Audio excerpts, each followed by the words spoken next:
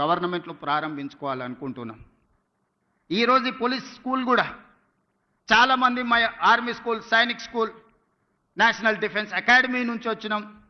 రకరకాల బ్రాండింగ్ అంటే దేశ సేవలో ఉన్న, దేశ రక్షణలో ఉన్న సిబ్బంది, డిఫెన్స్ కానీ, నేవీ కానీ, ఆర్మీ కానీ వాళ్ళ స్కూల్స్ చాలా గొప్పగా చెప్పుకుంటున్నారు.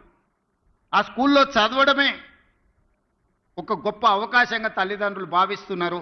ఆ స్కూల్లో ఉండే పిల్లలు చాలా గొప్పగా, వాళ్ళు చాలా గర్వంగా చెప్పుకుంటున్నారు. నేషనల్ డిఫెన్స్ అకాడమీ నుంచి వచ్చిన, ఆర్మీ స్కూల్ నుంచి వచ్చిన, సైనిక్ స్కూల్ నుంచి వచ్చిన అని.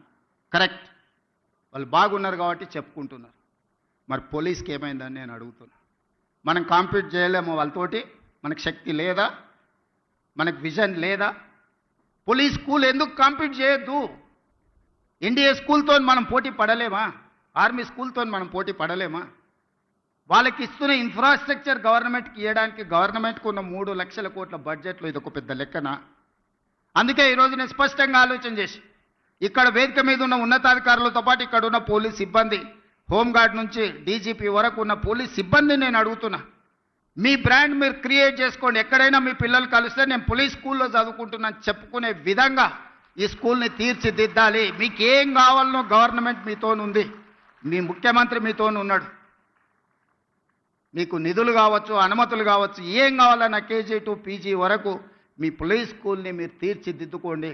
నేను ఉన్నంతకాలం మీకు నిధులకు కానీ, అనుమతులకు కానీ ఎలాంటి ఇబ్బంది రాదు అని నేను మీకు మాటిస్తున్నా.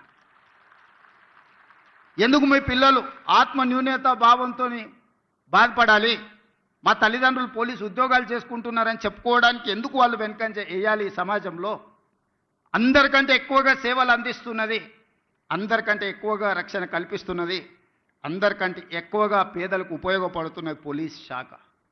కానీ అది ఎందుకు మీరు మీ బ్రాండింగ్ మీరు ఎందుకు చెడగొట్టుకుంటున్నారని నేను అడుగుతున్నాను. అల్టిమేట్గా ఏ ఆఫీసర్ అయినా, ఏ చిన్న చిరుద్యోగి అయినా వాళ్ళ జీవితం అంతా కష్టపడేదంతా వాళ్ళ పిల్లల కోసమే కదా.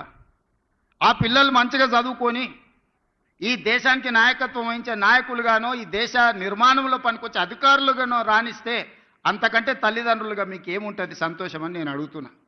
అందుకే ఈ పోలీస్ స్కూల్ మన అందరి బాధ్యత. దీన్ని తీర్చిదిద్దడం అనేది మన సోషల్ రెస్పాన్సిబిలిటీ. నేను విశాల్ గోయల్కి నేను సూచన చేస్తున్నా. ఎందుకంటే సిలికాన్ వ్యాలీతో పోటీ పడే విధంగా షామీర్పేటలో ఫార్మా సైడ్ వీళ్ళు ఒక ఇన్ఫ్రాస్ట్రక్చర్ అంతా క్రియేట్ చేసిండ్రు. ఈరోజు ఫార్మా అంటేనే ఈరోజు వ్యాక్సిన్లో కానీ, బల్క్ డ్రగ్లో కానీ హైదరాబాద్, తెలంగాణకు ఉన్న ఇంపార్టెన్స్ మీకు అందరికీ తెలుసు. అందుకే కార్పొరేట్ కంపెనీలతో మాట్లాడండి. ముఖ్యమంత్రిగా నేను అనుమతిస్తున్న డీజీపీ గారికి, సివి ఆనంద్ గారికి, ఇక్కడ ఉండే ఐటీ కంపెనీల నుంచి ఫార్మా కంపెనీల వరకు పిలిచి మాట్లాడండి.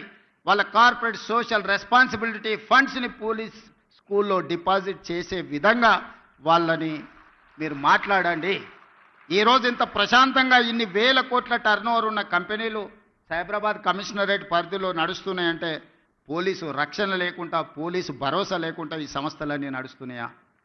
మరి వాళ్ళ కార్పొరేట్ సోషల్ రెస్పాన్సిబిలిటీ అని అంటే పోలీసు పిల్లల చదువులకు అవసరమైన సహాయం అందించడం వాళ్ళ బాధ్యత కాదా? అందుకే ఈరోజు ప్రభుత్వ పరంగా ఎవరితో మాట్లాడాలో నాకు చెప్పండి. ఎవరితో అయినా నేను మాట్లాడతాను. మీ ఇన్ఫ్రాస్ట్రక్చర్ కాకుండా ఒక 100 కోట్లు మీ కార్పస్ ఫండ్ క్రియేట్ చేసుకొని ప్రతి రూపాయి కోసం గవర్నమెంట్ వైపు చూడొద్దు. బోర్డ్ ఆఫ్ డైరెక్టర్స్ కూర్చొని 100 crores మీ దగ్గర ఉంటే అందులోకి వెళ్ళి ఎవ్రీ ఇయర్ మీరు అకాడమిక్ ఇయర్ ప్లాన్ చేసుకోండి. ఆ బడ్జెట్ల నుంచి ఎట్లా ఖర్చు పెట్టుకోవాలో మీరే సొంతంగా నిర్ణయం తీసుకోండి. కార్పస్ ఫండ్ క్రియేట్ చేయడానికి అవసరమైన అనుమతులు ఏం కావాలో నాకు చెప్పండి. ఆ అనుమతులన్నిటిని ఇచ్చే బాధ్యత నాది. యంగ్ ఇండియా అనే title, I have not created this title. Mahatma Gandhi has created this title 1921 నుంచి 1930 వరకు, 1931 వరకు 10 years స్వతంత్ర పోరాటంలో ఒక పత్రికను నడిపిండు. ఆ పత్రిక పేరు young India. That was the voice of India.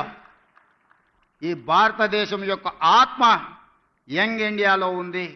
Young India సృష్టికర్త మహాత్మా గాంధీ. ఆ స్పిరిట్ నుంచే, ఆ స్ఫూర్తి నుంచే ఈరోజు యంగ్ ఇండియా బ్రాండ్ తెలంగాణ రాష్ట్రంలో క్రియేట్ చేసుకున్నాం. అందరు ముఖ్యమంత్రులకు ఏవైనా వ్యవసాయం ఉండొచ్చు, సాగునీరు ఉండొచ్చు, భోజనం పెట్టి ఉండొచ్చు. My brand is education and employment. ఈ దేశ భవిష్యత్తే తరగతి గదుల్లో ఉందని సంపూర్ణంగా నేను నమ్ముతున్నా. ఈ తరగతి గదులను బలంగా నిర్మించినప్పుడే ఈ దేశ భవిష్యత్తు ఉజ్వలంగా ఉంటుంది. Health, education and employment is my brand. Young India is my brand. దీనికి అన్ని రకాలుగా మా ప్రభుత్వం మీకు సహకారాన్ని అందిస్తుంది. తక్కువ సమయంలో ఇంత మంచి క్యాంపస్ని క్రియేట్ చేసినందుకు అందరినీ మనస్ఫూర్తిగా అభినందిస్తూ పోలీస్ శాఖ సిబ్బందికి అందరికి సూచన చేస్తున్న మీ పిల్లల్ని ఇక్కడ చేర్పించండి. వీలైనంత మేరకు మీ పిల్లల్ని ఇక్కడ చదివించుకోవడం ద్వారా మీ పిల్లల భవిష్యత్తును తీర్చిదిద్దుకోండి. గోయింగ్ ఫార్వర్డ్ ఏ విధంగా వాళ్ళకి ఇంకా మెరుగైన వసతులు ఏర్పాటు చేయాలనో అన్నిటినీ ఆలోచన చేద్దాం.